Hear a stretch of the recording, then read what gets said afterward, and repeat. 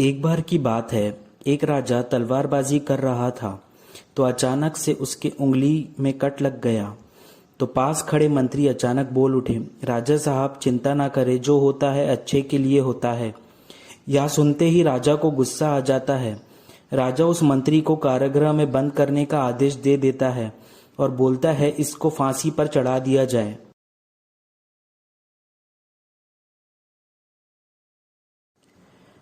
यह सुनकर मंत्री घबरा गया। उसने राजा से निवेदन किया, महाराज, मैंने आपके यहाँ इतने वर्षों तक काम किया है, क्या आप मेरी अंतिम इच्छा पूरी नहीं करोगे?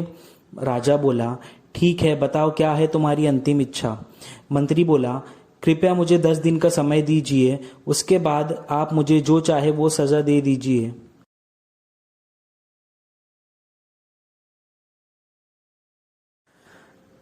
राजा ने उसकी अंतिम इच्छा मान ली।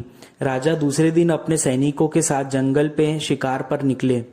जंगल के बीच में राजा अपने सैनिकों से बिछड़ गए और रास्ता भटक गए। रास्ता ढूंढते हुए राजा वनवासियों के बीच पहुंच गए, जो बलि देने के लिए किसी को ढूंढ रहे थे। वनवासियों ने राजा को पकड़ लिया और वन के देवी को बलि देने के लिए ले गए। बलि देने की सारी तैयारियां पूरी हो गई। जैसे ही राजा को बलि देने के लिए स्थान पर ले जाया गया, वहां खड़े बुजुर्ग की नजर राजा की खंडित उंगली पर पड़ी। उसने आवाज लगाई कि ये तो खंडित है, इसकी बलि नहीं दिया जा सकती। तो वनवासियों ने राजा को छोड़ दिया।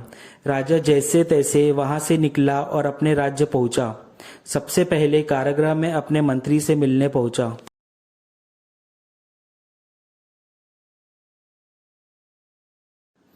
राजा ने मंत्री से कहा, आपने सही कहा था, अगर मेरी उंगली नहीं कटी होती तो मैं जिंदा नहीं होता। यानी जो होता है वो अच्छे के लिए होता है।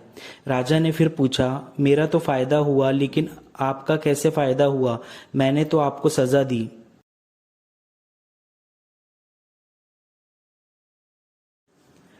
मंत्री बोला, मैं आपके साथ शिकार पर हमेशा रहता हूँ, उस दिन भी रहता, लेकिन मेरे खंडित नहीं होने के कारण मेरी बलि चढ़ जाती, इसलिए मेरे साथ भी जो हुआ अच्छा हुआ। राजा प्रसन्न हुआ, लेकिन छोटी सी बात पर मंत्री को सजा देने का दुख भी हुआ। इसलिए राजा ने मंत्री को कारागृह से निकालकर फिर से अपने साथ रख लिया।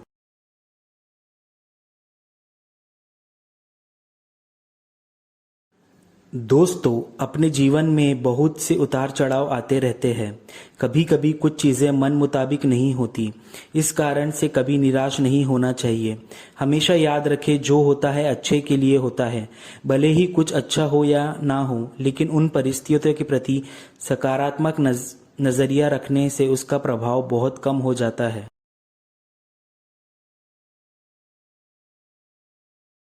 अगर आपको हमारी वीडियो पसंद आई है तो हमारी वीडियो को प्लीज़ लाइक करें और चैनल को सब्सक्राइब करें। हम आपके लिए इसी तरह से सच्ची कहानियाँ लाते रहेंगे।